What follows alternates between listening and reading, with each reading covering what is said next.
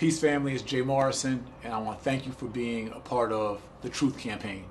So I want to give you guys straight background to my journey. There's been a lot of accusations and allegations, even defamation, regarding my name, my family name, and my rise to leadership. I know sometimes I may come across, my wife says, a little too put together, or some of you may hear me say swaggy and rich.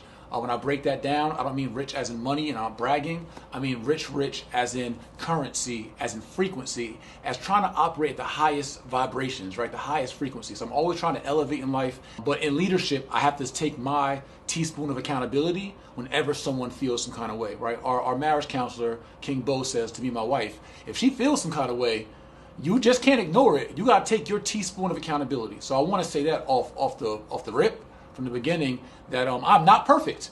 And so let's get into me exposed. Let's get into the truth.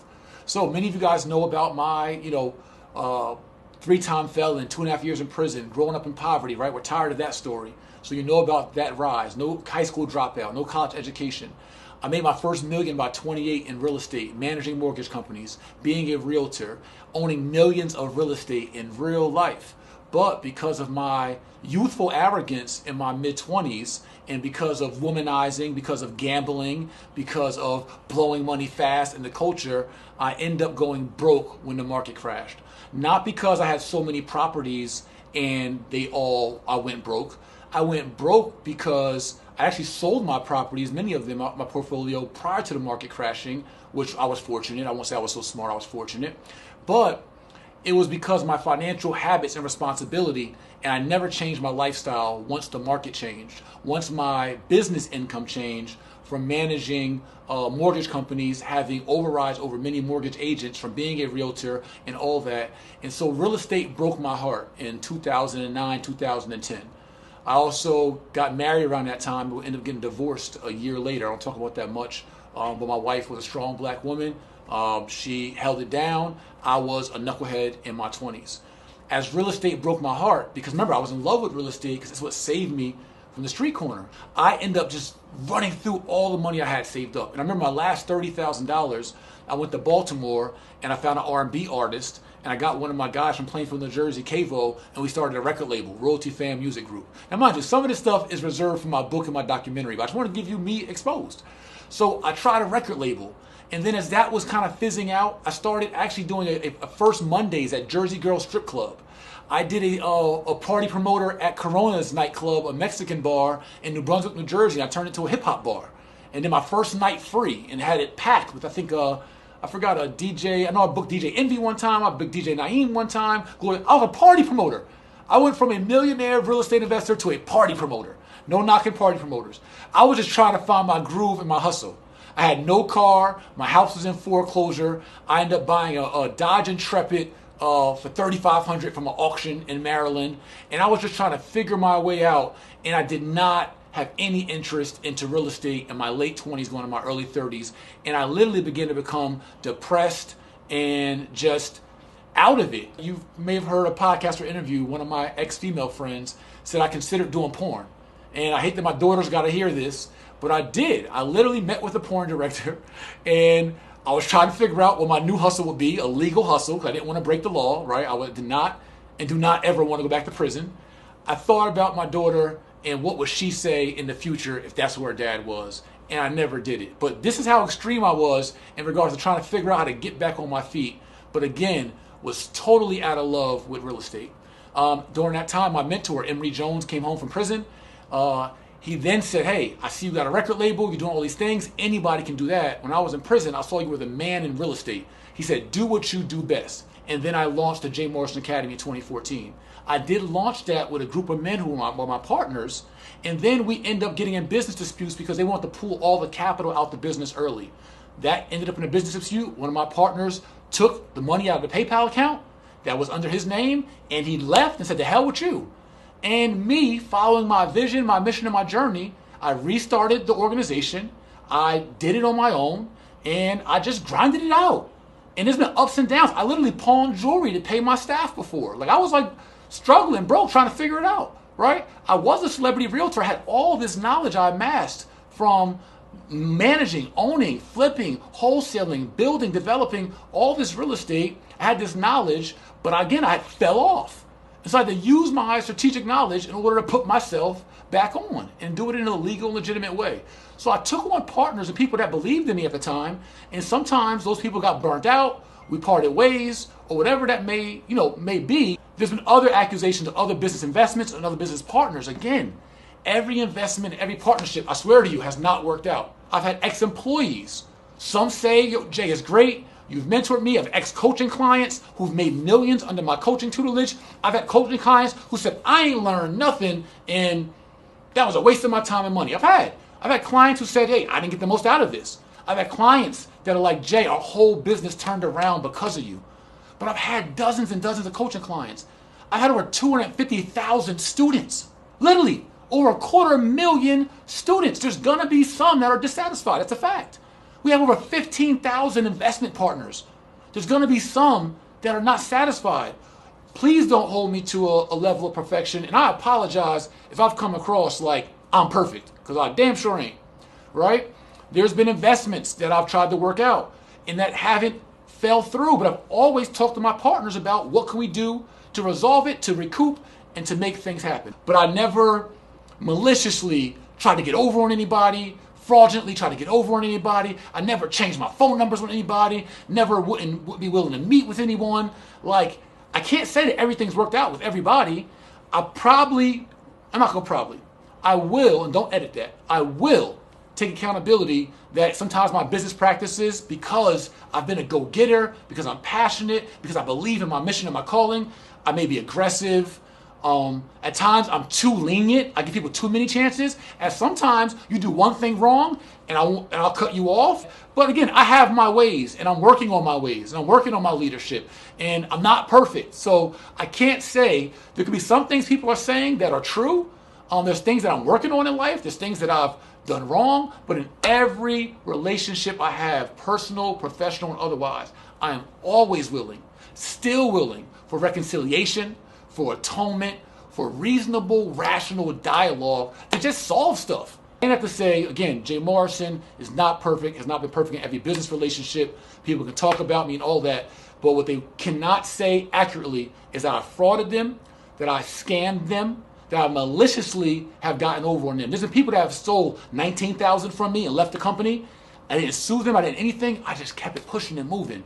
And now they may have regrets about where I'm at now, because they even said themselves, they wouldn't imagine me even being where I am today. They didn't understand God's calling on my life, the anointment on my life, the oil on my life. I'm not trying to talk religious talk. I'm telling you, I got a purpose. And I've been walking in it as best as I can, being obedient. I haven't been the best boyfriend, the best boss, the best husband, the best father, but I've always tried to follow my 4 E's of evaluate, eliminate, evolve, and execute. I live by that. I evaluate myself daily. I eliminate my bad habits, people, places, and things.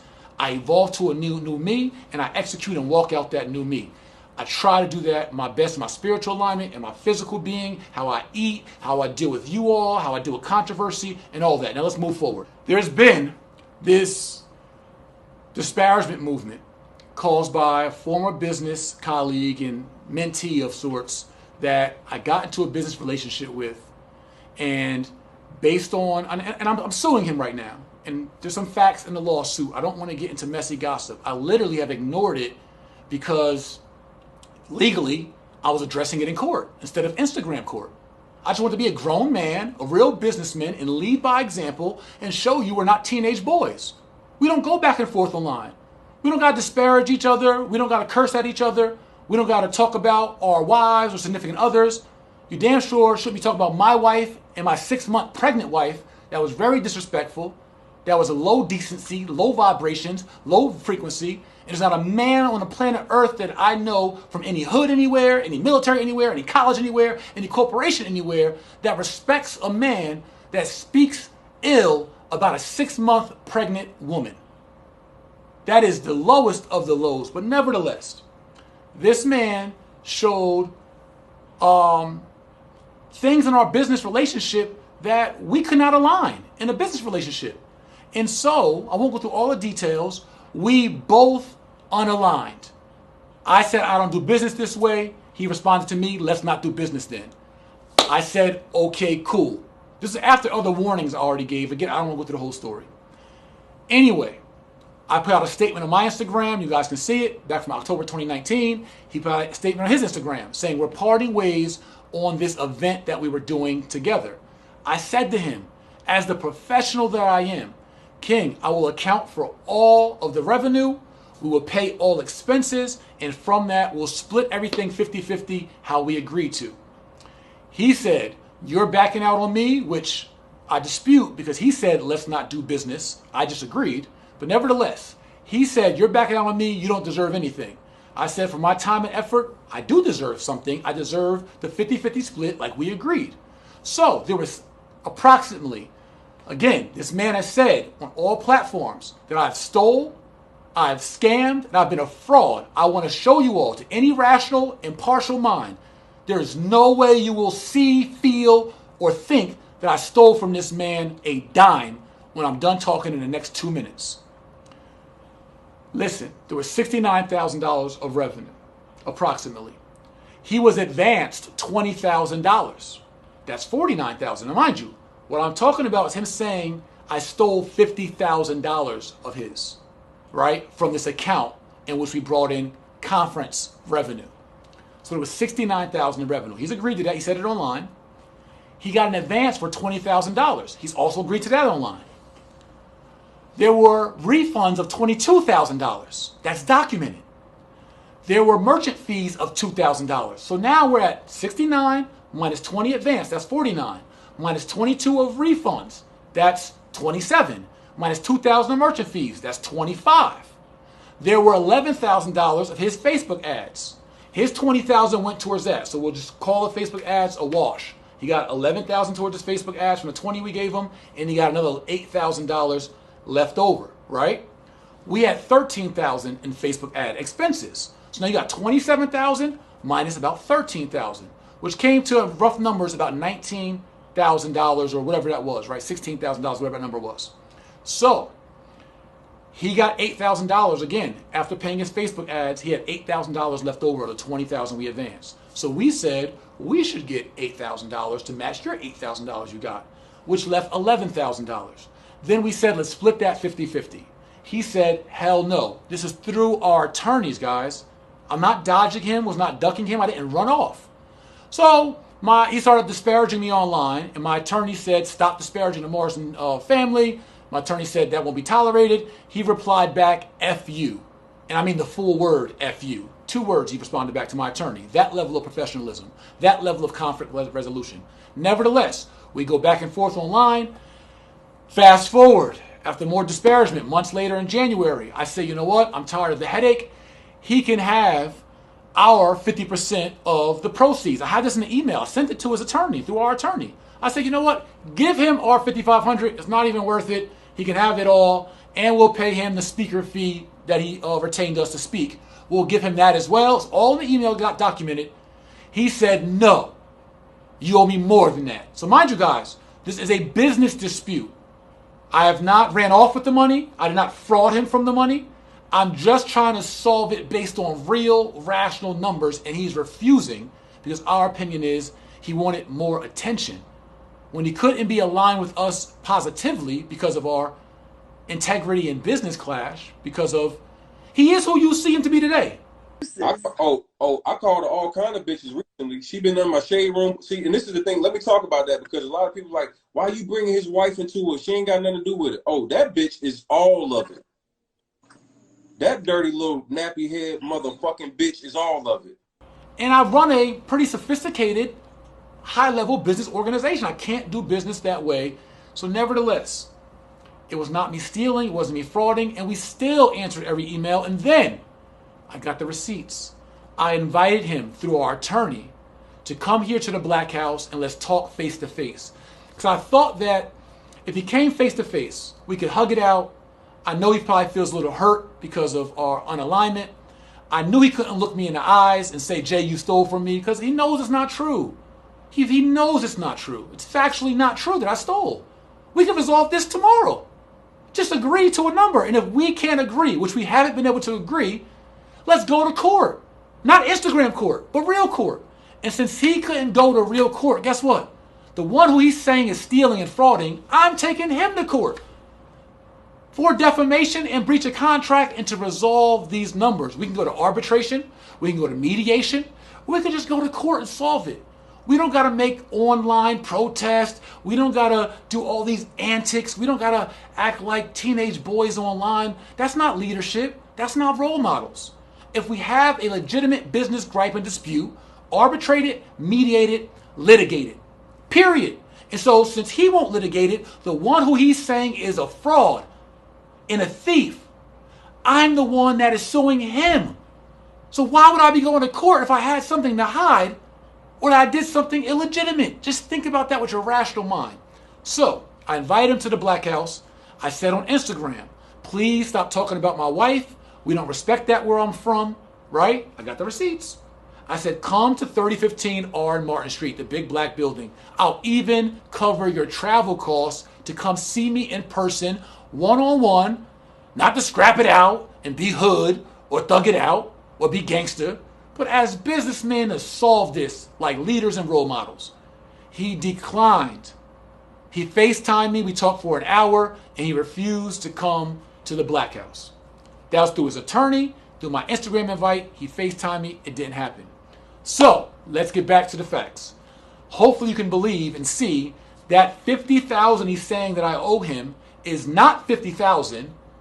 There's a arguable amount of money we can talk about that is owed, and I agree to that. My wife agrees. We agree that there's a balance due, but we have to agree on that balance. And you also have to take back your disparagement claims that we stole and we fraud. And I really want a public retraction and apology to my wife, so I can tell you that. But nevertheless, there's an amount we can dispute through arbitration, mediation, or litigation. Instagram court ain't gonna cut it. All you're doing, which is what he said, is, I'm getting to the second $50,000. So he said, in one comment, he said we owed him $40,000. We have the receipts. Another one, he said we owe him $50,000. We have the receipts.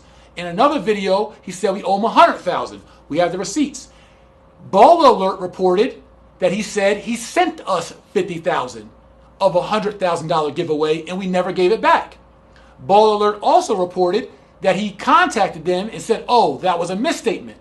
But that's after Spiritual Word reposted it and other blogs reposted it, that it was out there that he sent us $50,000 and we kept it and never gave it back. It's not true. He never sent us $50,000. These are the actual facts of the level of disparagement and lies that we've been under attack. So there was a $100,000 giveaway that we were going to do part of our event. When we severed ties as businessmen, he said, I'm still going to move forward and give away $100,000. We were no longer a part of that. I let him know that. He then took all the credit on stage for the $100,000 giveaway. Somebody's about to win $100,000 in cash. Shit, $100,000. I got to give somebody $100,000. What are you talking about? He then told the recipient, I got you. I'm going to pay. I'm going to make it happen. He said it on his Instagram. I'm going to make it happen. And yeah, the winner got Gage Root. He's got his money. I pay out. You know, I did my part. Like the 100K giveaway, all my shit, I pay out. If I would have not lived up with the 100K giveaway, I could have impacted my name and my ticket sales dramatically. But I lived up to the event anyway, and I still did the giveaway.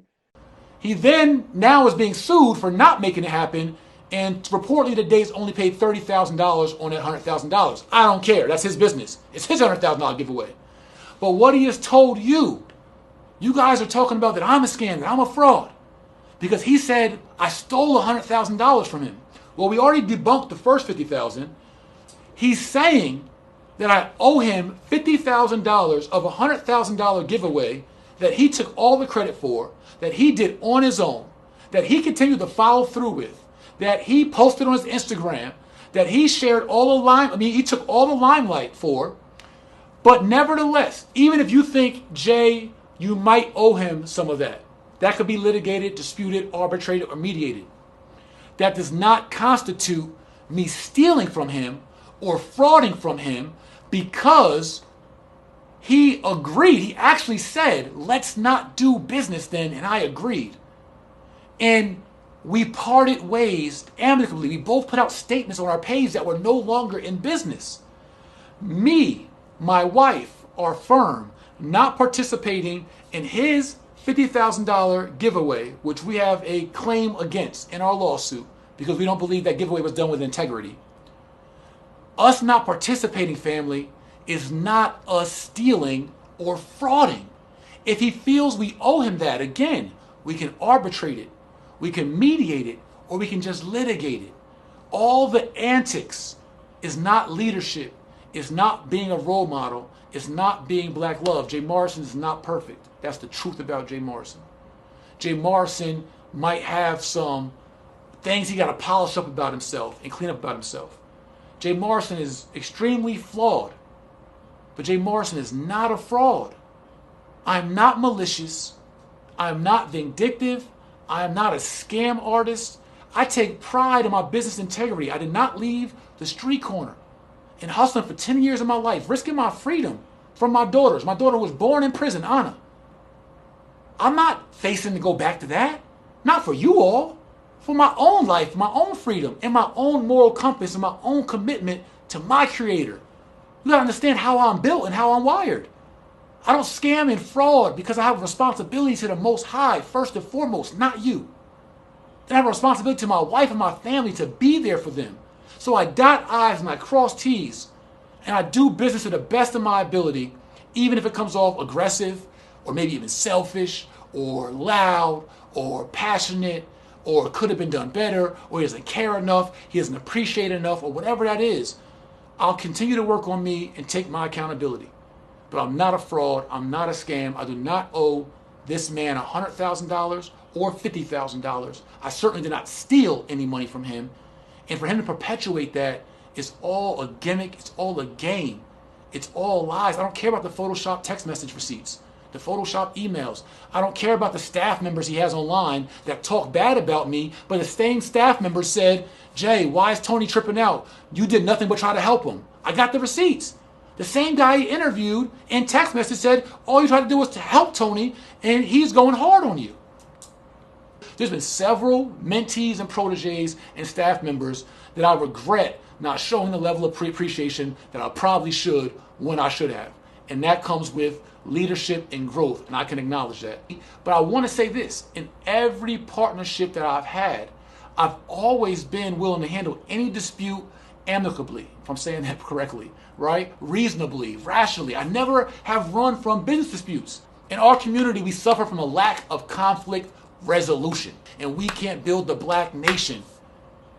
We can't have liberation. We can't have unity. We can't have justice. We can't have repair if we don't know how to come together and solve our own problems amicably, rationally, reasonably, with class and dignity.